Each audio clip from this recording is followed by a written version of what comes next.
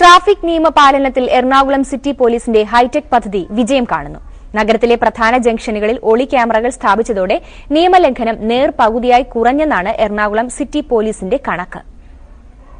Helmet വയ്ക്കാതെയുള്ള ഈ യാത്ര, കടുത്ത ബ്ലോക്കിനിടയിൽ റോങ് സൈഡിലൂടെ ഒരു ചീറിപ്പായൽ, വഴിയരികിലെ അനധികൃത പാർക്കിംഗ്. യാത്രക്കാർ സൂക്ഷിക്കുക, നഗരത്തിലെ പ്രധാന ജംഗ്ഷനുകളിൽ പതിവായ ഇത്തരം കലാപരിപാടികളെല്ലാം തേവരയിലെ കൺട്രോൾ റൂമിലിരുന്ന് പോലീസുകാർ സസൂക്ഷ്മം വീക്ഷിക്കുന്നുണ്ട്, നടപടിയെടുക്കുന്നുമുണ്ട്.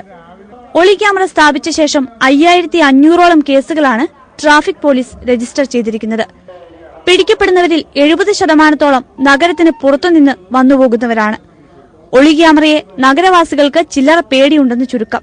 4 ദിശയിലേക്കുള്ള 4 ക്യാമറ, അതുപോലെ തന്നെ എല്ലാ സ്ഥലങ്ങളിലും ഒരേ ഡൂം ക്യാമറ, അത് 360 ഡിഗ്രിയിൽ ഇങ്ങനെ കറങ്ങിക്കൊണ്ടിരിക്കും.